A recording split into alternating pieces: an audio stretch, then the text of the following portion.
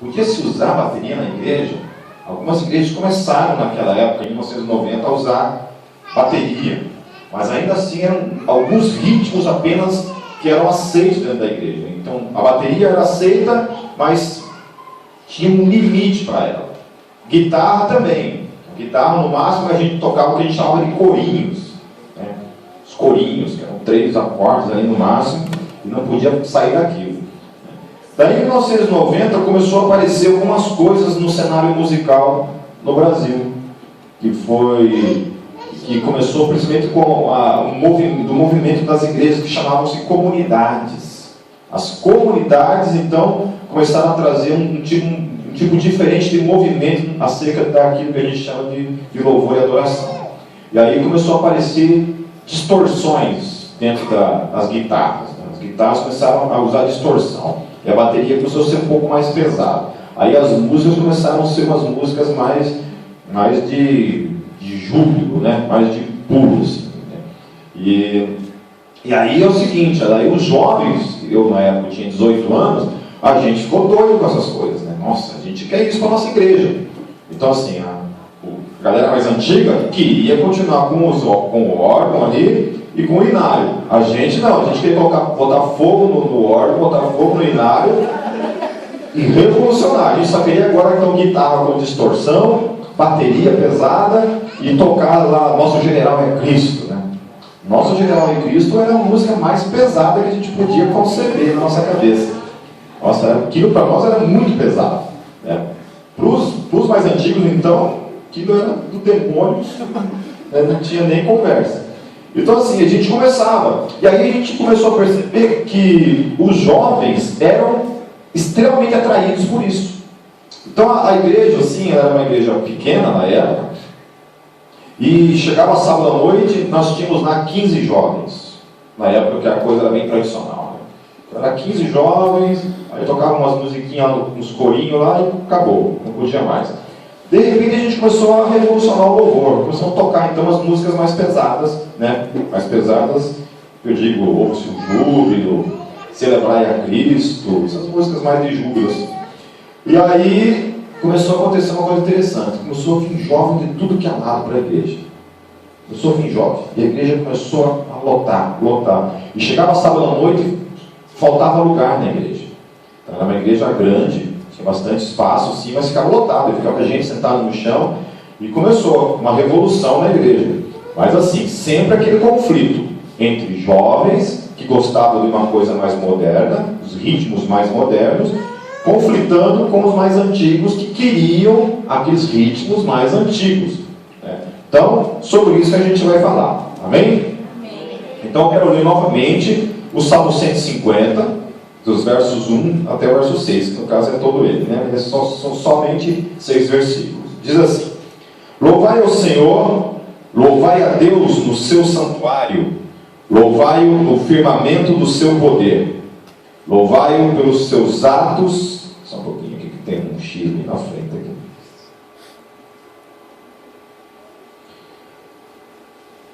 Louvai-o pelos seus atos poderosos, louvai-o conforme a excelência da sua grandeza.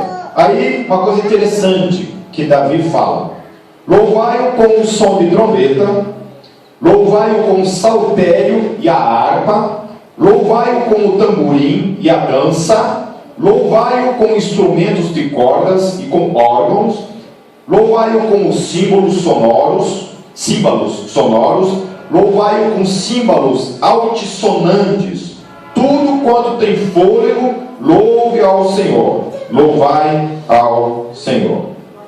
Amém? Então é o seguinte, aqui ele descreve alguns instrumentos musicais que eu gostaria de apresentar, para quem não conhece. Eu confesso que tinha instrumentos musicais aqui descritos, que eu sempre lia, mas nunca tinha tido a curiosidade de ir atrás para perceber o que realmente estava se tratando, né? Então, talvez todo mundo aqui saiba, menos eu. Então, eu estou falando para mim mesmo nesse momento, ok? Vocês finjam que nunca ouviram falar a respeito disso, beleza? Então, o primeiro instrumento ali que Davi descreve é trombetas. Olha lá, ó. A gente separa como metais, a gente chama, né? São instrumentos de metais. ok? Trombetas, daí vai ter saxofone e outros tipos de instrumentos que vieram depois. Mas naquela época então já existiam as tais de trombetas. Algumas igrejas, como a Congregação Cristã do Brasil, usam muito, né, instrumentos de metais. Tem a orquestra, a Assembleia de Deus usa bastante. Aqui vocês não usam, né? Não tem trombeta aqui no domingo, né? Não tem essas coisas, né? Ok? A gente, ano que vem, vai fazer uma cantata que a gente vai utilizar alguns instrumentos de metais, assim, mas é por causa de um estilo que a gente vai fazer ano que vem que usa bastante isso daí. Então, o outro instrumento que ele fala é de dois instrumentos, saltério e harpa. Eu escrevi harpa ali, está errado, é harpa. Harpa é um pássaro. Harpa, ok? Está errado, agora que eu percebi que eu escrevi harpa. Já pode... Paga aí, Fábio. Harpa. Saltério e harpa. Saltério é o que está na sua esquerda e a harpa é o que está à sua direita. Ok? O saltério é um instrumento também que utiliza cordas e tem uma acústica ali. Aí você pode tocar ele como harpa também com as mãos ou com, a gente chama de paleta. Paleta não, vareta? Vareta. É isso aí. Ok? Então esses dois instrumentos já existiam no tempo de Davi. Quem que inventou? Mistério. Estava lá. Outro instrumento que ali Davi cita, tamborim. Para minha tristeza, eu tenho que reconhecer que pagode pode ser usado por louvor. Eu falei, para minha tristeza, né? Para a alegria de outros, né? Ok? Tá certo? Então, é bem interessante que quando o Davi fala, Davi fala assim que pode ser usado, use o tamborim com danças. Ele fala, louvai o Senhor com tamborins e danças, porque o tamborim, como ele é pequeno, é fácil de manusear, você pode, né, tocar ele e olha.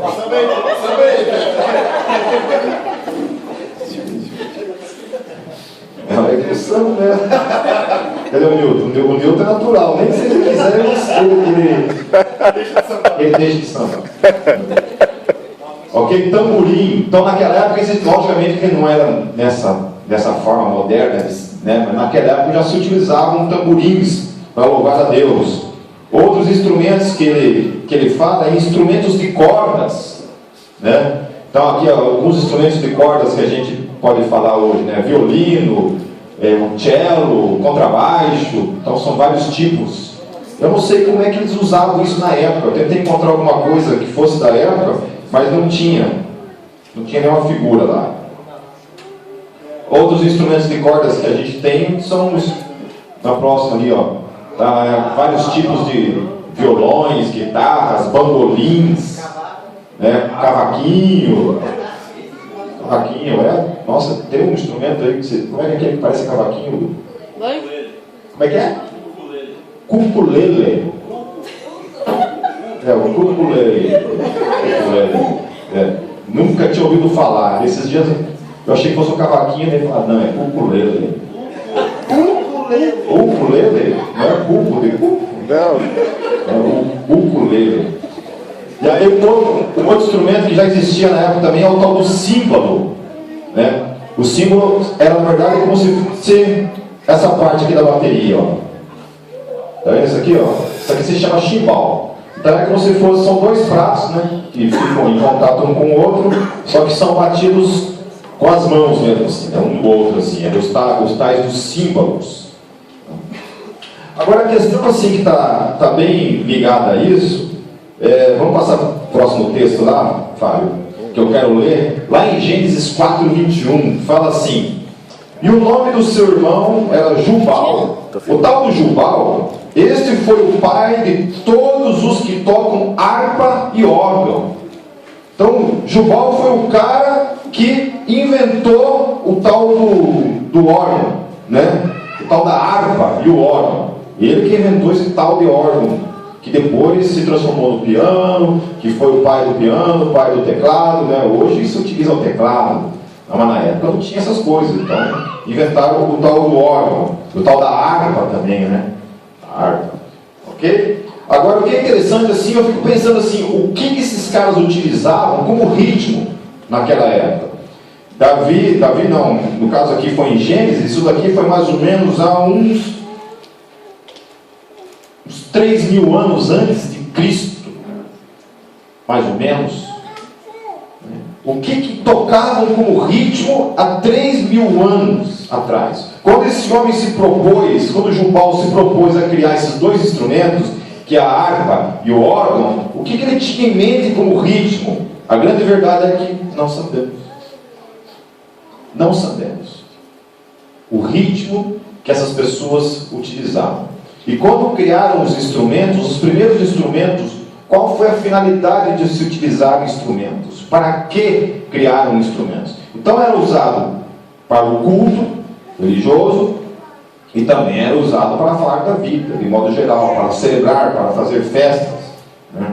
Lá em 2 Samuel 6,5 diz assim: e Davi e toda a casa de Israel festejavam perante o Senhor com toda sorte de instrumentos de pau e faia, como também com harpas, com saltérios e com tamborins e com pandeiros e com símbolos. Aí eu fiquei pensando nesses instrumentos todos sendo tocados num culto, que aqui está falando de um culto, né? Estava aqui, ó, usados perante o Senhor. Era um culto que era usado. Então, o que você tem na Bíblia é assim: instrumentos sendo usados para louvar a Deus, mas ritmo não tem.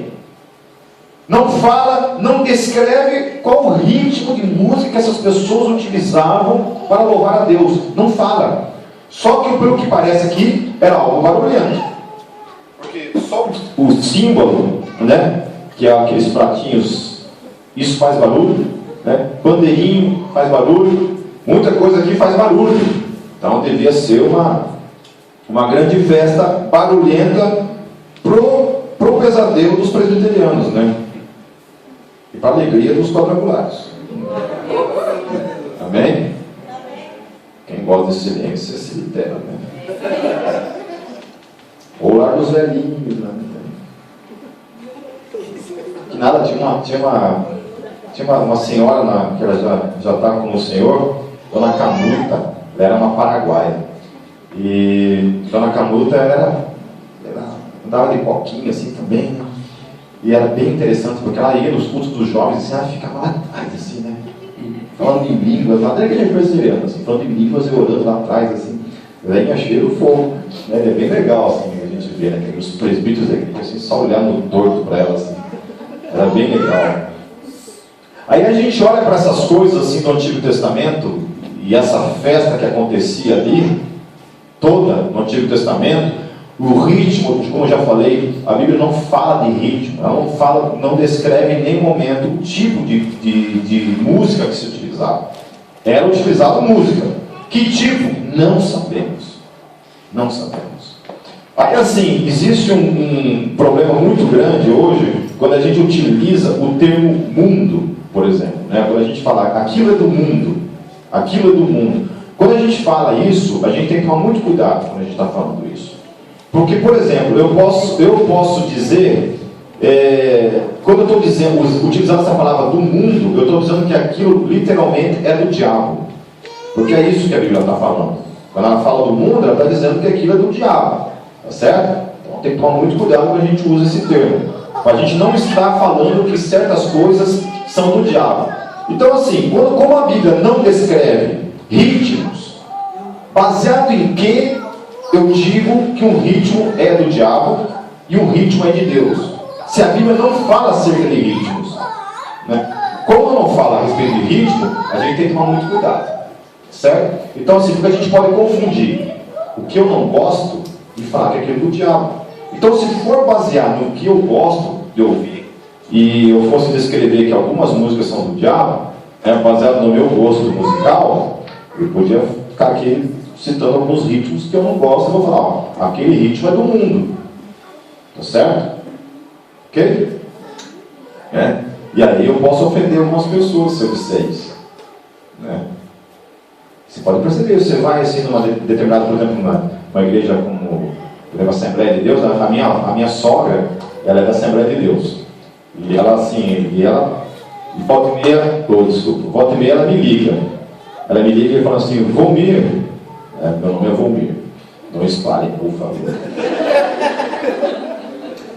Ela me liga e fala assim, Volmir, Deus me deu uma música para eu cantar para você. E ela escreve, ela tem um caderno assim, ela deve ter mais de 100 letras de música assim, que ela escreve. E tudo o ritmo da Assembleia. Daí ela começa a cantar no telefone para mim assim, você está ocupado? Você pode ouvir? Eu falei, pode cantar, sogra. E ela é uma bênção mesmo na minha vida. Nessas horas, nessas horas o meu amor tem que ser incondicional. Eu falei, pode cantar, sogrona. E ela canta assim, né? Aqueles ritmos bem serenhão, né? Você que está passando por tribulações na sua vida, mas fique forte no Senhor, que vem o fogo do Senhor e dele. Bem aquela coisa bem baião, assim, sabe? Bem baião, né? Eu fico lá, né? Deus, obrigado. Obrigado. Daí ela termina de cantar a música dela pra mim assim. Ela fala, eu sei que eu sou meio desafinada, eu sei que não é muito o teu ritmo, mas foi de coração. Eu falo, amém, só. Amém, né? E recebo aquela palavra assim. E ela já me ligou umas 3 vezes mesmo para cantar para mim no telefone. Assim, né? Então, mas esse é o ritmo dela, né? E eu sei que é um ritmo que ela gosta de cantar.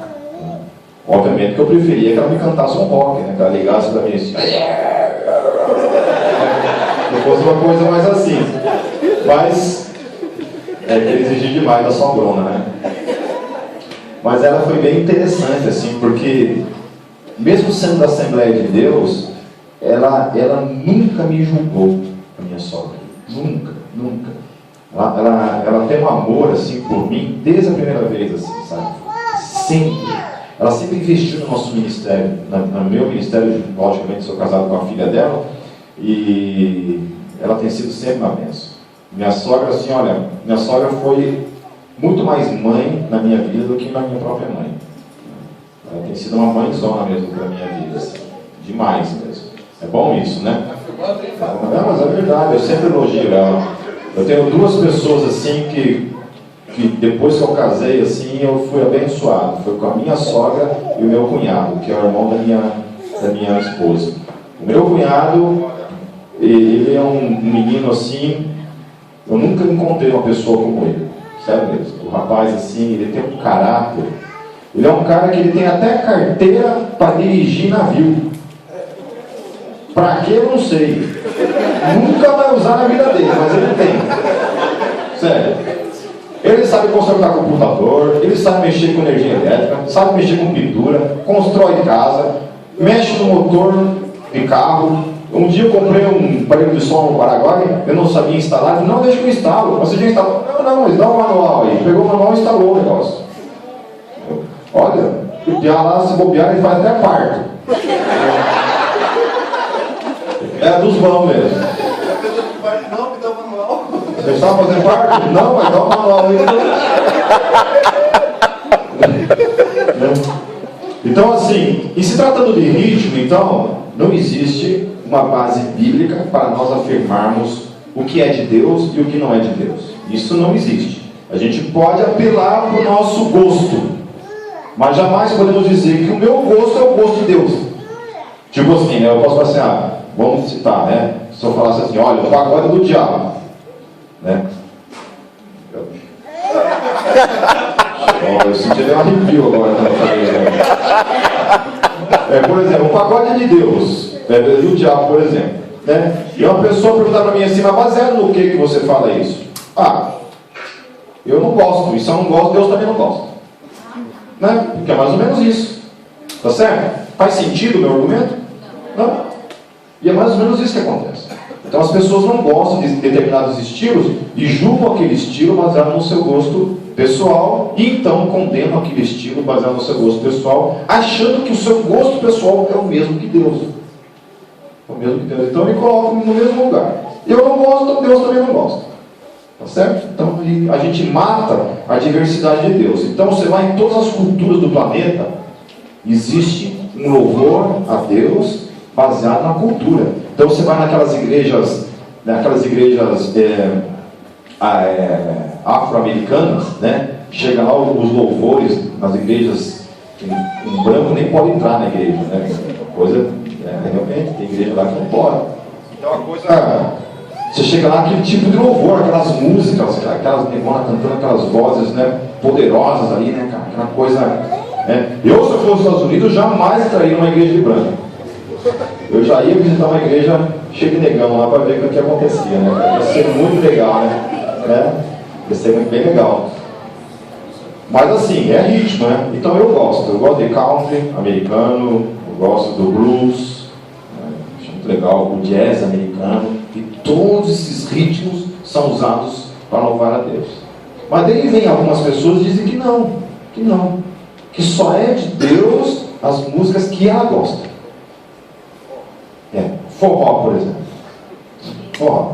E foi legal nos anos 90 por causa disso. Quando apareceu, começou a aparecer então reggae cristão, começou a aparecer banda de pagode cristã.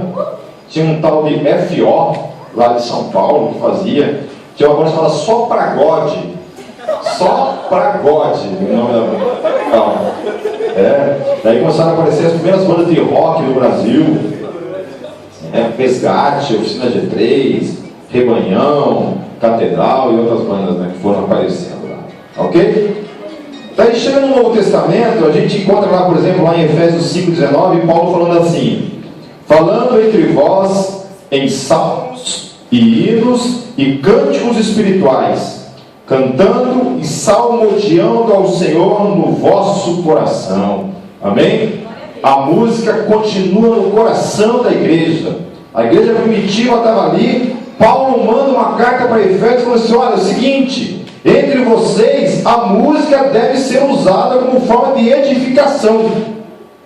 A gente teve um problema com a gente tinha uma filial da Volta lá em Blumenau, e a igreja lá acabou porque o pastor que pastoreava a igreja de lá, ele era roqueirão, assim, sabe? O cara cabeludão, andava só de preto, coturno, só ouvia música extrema mesmo de heavy metal, aquela bem barulhenta mesmo, radical.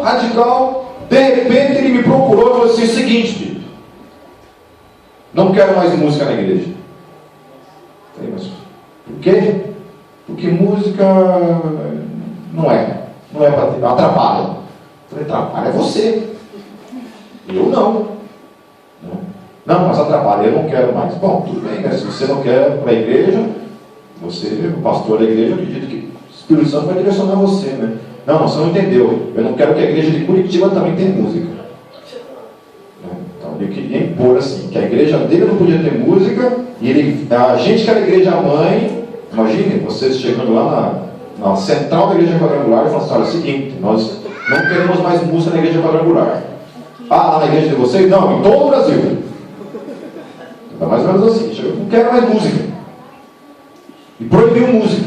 Eu falei assim: cara, mas o que você faz com Efésios 5,19? Não interessa. O que interessa é que eu não quero mais, entendeu? E aí rachou a igreja lá acabou.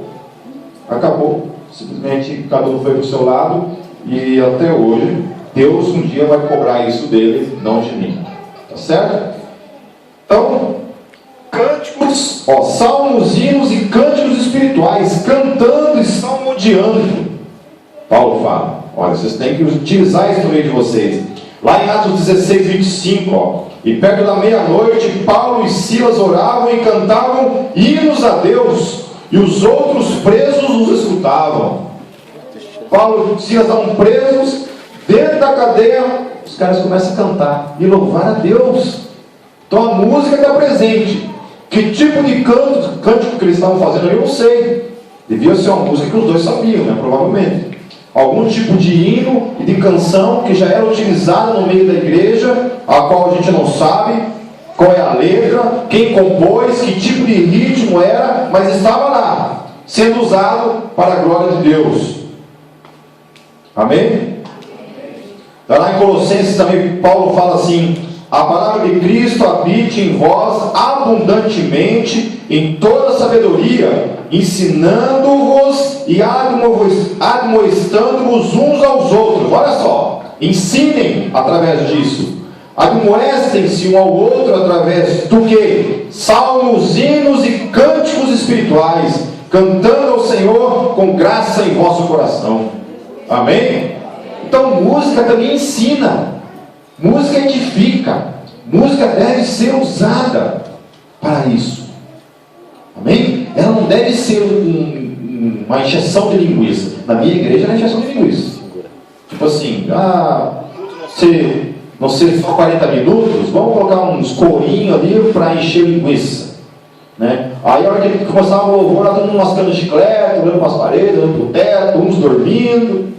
Você não ouvia uma palma, você não ouvia um aleluia, você não ouvia um glória a Deus, você não ouvia uma expressão de alegria, aquela coisa ali, cantava e acabava, pronto. Aí mudou, aí a gente começou a trazer um novo momento, né? Momento em que as pessoas se entregavam mesmo, se entregavam, porque louvor é a única parte do culto em que você dá, né? É o único momento do louvor, do culto, em que você chega e você dá o teu louvor e a tua adoração. Porque no restante do culto, logicamente tem a parte de você ofertar, certo? Mas no restante você recebe, que é a palavra, certo? Então é o único momento que você, por isso que é culto. Por que a gente chama de culto? Porque a gente vem aqui prestar um culto a Deus, prestar adoração a Deus, prestar louvor a Deus. E como você faz isso? Por meio da música. Então é um momento tão importante quanto o momento da palavra. Então tem gente que fala assim, não, mas o momento mais importante é da palavra. Não é verdade. Não existe base bíblica para eu dizer que o momento mais importante do culto é da palavra. Todo culto é importante. Todo ele. O louvor, a comunhão, até dar recado é importante. Isso tudo faz parte. Não tem um mais importante que o outro. Todos os ministérios dentro da igreja são importantíssimos. E tem o seu devido lugar no reino de Deus. Nenhuma coisa é mais do que a outra. E é muito bom assim você ter um momento de louvor, de entrega. Aí quando a palavra chega, você já encontra um coração entregue, né? Um coração já quebrantado. Lá na Gólgota, como a gente faz do louvor, das músicas, a gente coloca realmente o devido valor nela, assim, a gente considera que é um momento tão importante como qualquer outra coisa dentro da Gólgota. Eu acho que até mais importante que em alguns momentos que a gente acaba tendo ali, porque a gente vê assim pessoas entregando a vida para Cristo na hora do louvor. Quantos testemunhos que a gente tem de pessoas que foram tocadas por causa de uma música e uma letra que foi colocada no data-show lá.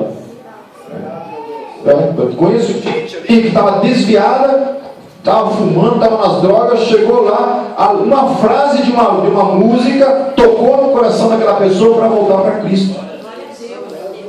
Amém? Então música tem que ser usada dentro da igreja e todos os ritmos são bem-vindos. Obviamente que cada igreja conhece a sua cultura, né? Tá certo? Mas não deve haver jamais na nossa vida barreiras para que a gente possa utilizar aquilo que Deus colocar na nossa mão para ser utilizado. Amém? A gente lá tem um alvo, que é um público roqueiro. Então a gente utiliza rock, de modo geral. A gente utiliza. Não é só rock assim, pesado, né? Mas a gente utiliza bastante, né? E a gente tem, graças a Deus, visto a manifestação do Espírito Santo por meio daquele estilo de música. Amém? Tá certo? Porque a gente ouve falar muitas vezes, a gente recebe assim, até recados, recebe alguns compartilhamentos no Facebook de gente falando coisas a respeito disso, né? Falar, rock é do diabo, algumas coisas assim, né? Aí então, tipo assim, houve um tempo que essas coisas me preocupavam. Hoje eu escuto, eu vejo, eu nem dou bola, eu nem respondo mais, eu nem gasto mais meu tempo respondendo esse tipo de coisa. A única coisa que às vezes quando um cara pega mais pesado e vem falar diretamente com isso, para mim, eu falo, meu irmão, olha, o que eu te convido, te desafio a você ir lá na nossa igreja e você ver os frutos. Porque a única coisa que eu posso te falar como defesa do nosso ministério é os frutos. Eu não fui chamado para ficar me defendendo. Eu acho assim, se tem fruto, Amém. Não tem fruto, aí eu realmente concordo com você. Não tem fruto, beleza. Agora você tem fruto, aí olha para as pessoas, sempre para as pessoas lá que saíram das drogas, né? Saíram das drogas. Eu já escrevi um artigo uma vez falando sobre isso, que quando o ateísmo quer acabar com a religião, né? Os ateus hoje de internet querem acabar com a religião. E uma coisa que eu falei, que eu acho que quando essas pessoas querem acabar com a religião no Brasil, e em especial o cristianismo, a igreja cristã no Brasil, o que essas pessoas estão querendo dizer com isso? Por um acaso eles estão querendo que os alcoólatras voltem para os bares, para os botecos? Estão querendo que os drogados voltem para as drogas? Que os traficantes voltem para as bocas? É isso que estão querendo? Que nós voltemos a ser os mentirosos que nós éramos? Que nós voltemos a ser os bandidos que nós éramos? Que nós voltemos a ser os adúlteros que nós éramos? É isso que vocês estão querendo? Porque se aí, tire a religião cristã do Brasil, tire o cristianismo, tire o evangelho, tire Jesus Cristo do coração do povo brasileiro, a gente vai ter o quê? Uma nação cuja descrição de perversão, pecados, olha, se o Brasil é o que é, com a igreja sendo quem ela é no Brasil, crescendo da forma como está crescendo, você imagina se você tirar o evangelho desse país? Eu posso falar por mim. Eu sempre falo, olha, graças a Deus me converti.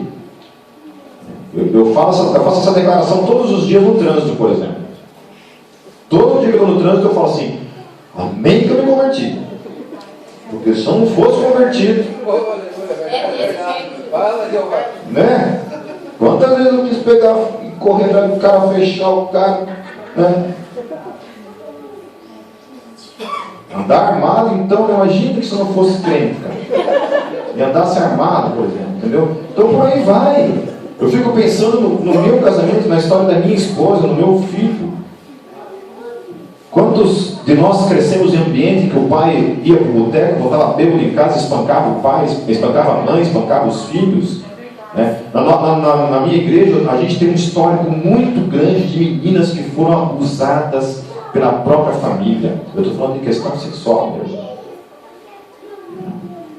Um número absurdo de pessoas assim, sabe? Depois que você se torna pastor, aí você começa a caminhar nesses bastidores que ninguém sabe, né? Você começa a descobrir coisas assim na vida das pessoas que ninguém sabe, mas um pastor tem acesso a essas coisas e você fica espantado com o número de pessoas que são abusadas na sua infância, entende?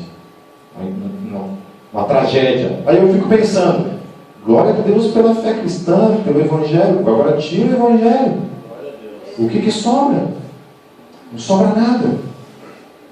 O último texto é em Apocalipse 4, 8 a 11. Esse é um texto que toda vez que eu leio, ele me impacta. Ele me impacta e vou falar por quê. E os 4 animais tinha cada um de per si 6 asas. E ao redor e por dentro estavam cheios de olhos e não descansam. Que era e que é e que há de vir. Amém? Incansavelmente desde toda a eternidade e para toda a eternidade esses seres estão na presença de Deus declarando a santidade de Deus. E quando os animais davam glória e honra e ações de graças ao que estava sentado sobre o trono, ao que vive para todos sempre, os 24 anciãos prostravam-se diante do que estava sentado sobre o trono e o adoravam, o que vive para todos sempre, e lançavam as suas coroas diante do trono, dizendo: digno és, Senhor, de receber glória e honra e poder, porque tu criaste todas as coisas e por tua vontade são e foram criadas. Amém? Olhando para esse texto, eu sempre fiquei pensando assim, mas como é que esse negócio de ficar o tempo todo, sem parar, sem ir no banheiro, né? Sem dar uma pausa, sem comer alguma coisa, desde a eternidade e por toda a eternidade, o que há? que faz esses seres se prostrarem a algo. Pessoas de Deus, Em Deus. que faz esses seres estarem sendo alimentados, prostrados,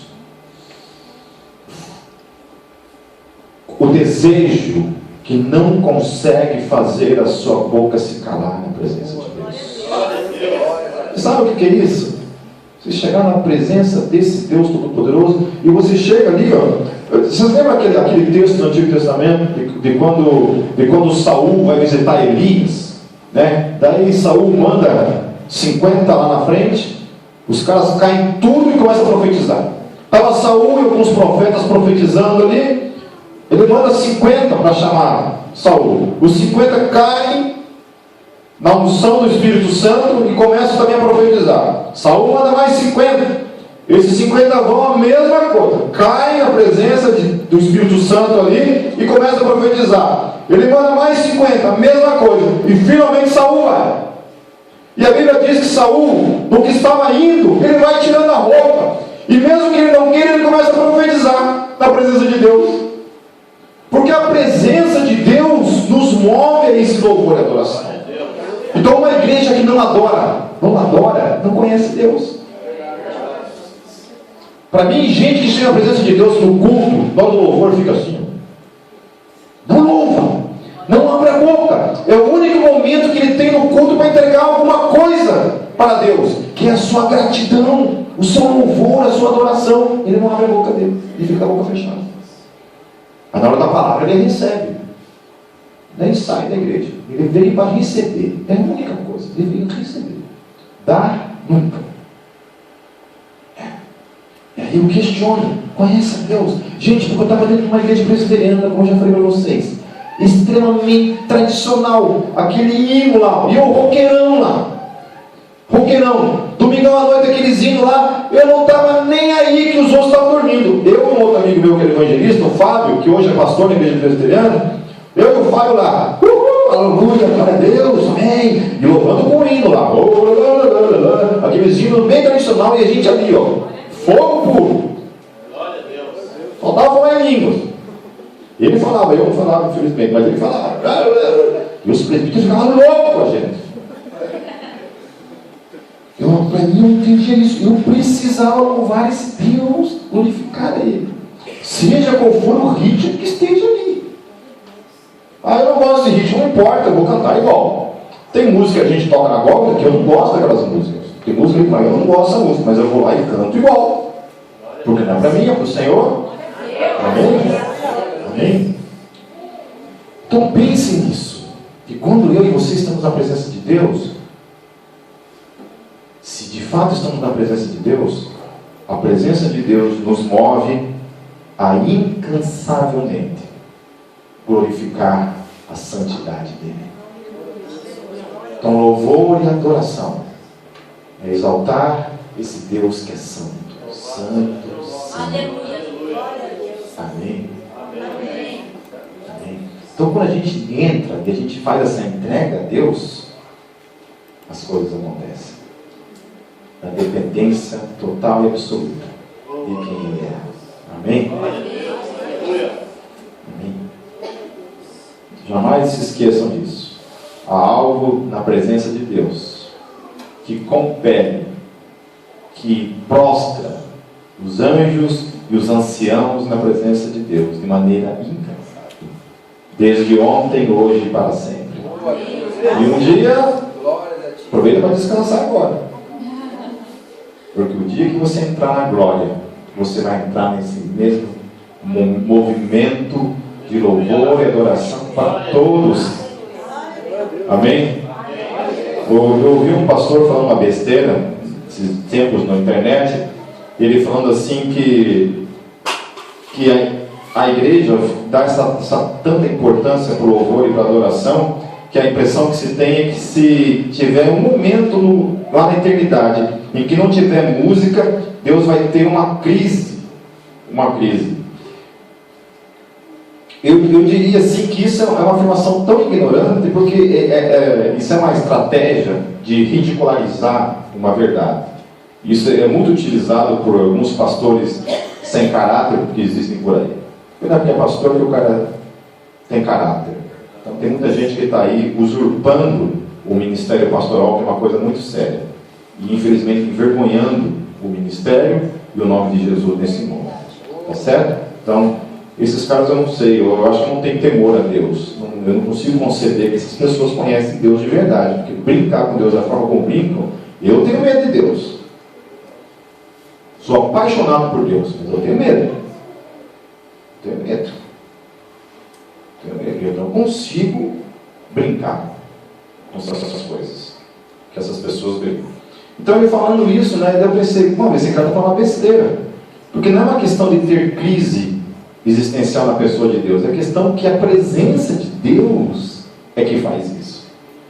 Quando a Bíblia fala louve ao Senhor, ela está dizendo isso, conheça a Deus. Conheça.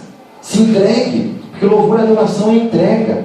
Então, quando você se entrega, você conhece a Deus. Não é isso? Se entregue, creia e você verá. Não é? Então, quando a gente crê, a gente se entrega, que a gente começa a provar da presença de Deus. Como eu era numa igreja presbiteriana e a igreja, as pessoas não gostavam de orar muito naquela igreja, o que eu fazia? Toda sexta-feira, não era toda sexta-feira, mas de vez em quando, a igreja, quando a minha mãe se converteu, fazia campanhas no monte. Aí eu fiquei todo, o que é campanha no monte? A gente vai para o monte orar. Monte em Foz do Iguaçu, mas onde é que é esse monte? Numa chácara. Então vamos lá. Aí eu e os presbiterianos pentecostais onde eu estava ali também. Aí a gente ia para o meio do mato orar. Eu falei, isso aqui que é monte? Eu não estou indo um monte, não, é clareira. Monte é modo de falar. Eu falei, então tá bom, então isso aqui tamanho é monte, né? E assim, a gente começava a orar. E o Espírito Santo vinha. Vinha. E eu lembro que a presença de Deus era tão forte, e o chão começou a acender, as folhas, as madeiras assim. Aí eu me agarrei num toquinho que tinha lá, que tinha ficado bem aceso assim. Me agarrei naquele toquinho assim, quebrantado, chorando, e levei o toquinho para casa. Fui abraçado no toquinho assim. Dormi abraçado no toquinho, porque aquele toquinho para mim era a presença de Deus. Amém? Amém? Amém. Presença de Deus.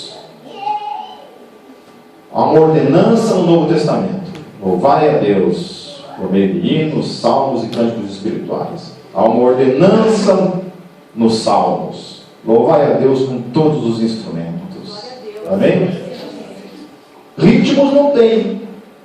A Bíblia não fala louvai a Deus com ritmos. Não tem. Não tem. Agora, para ter música tem que ter ritmo. Senão fica um troço esquisito. Não tem como cada um sair para um lado.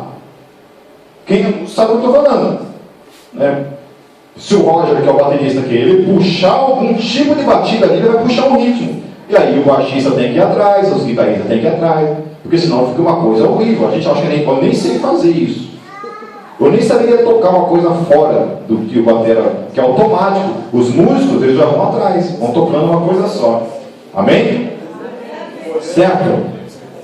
Então é o seguinte, a gente vai tocar umas músicas agora. Eu vou tocar um vídeo, mas esse vídeo ele tem 15 minutos, então vai ficar muito extenso.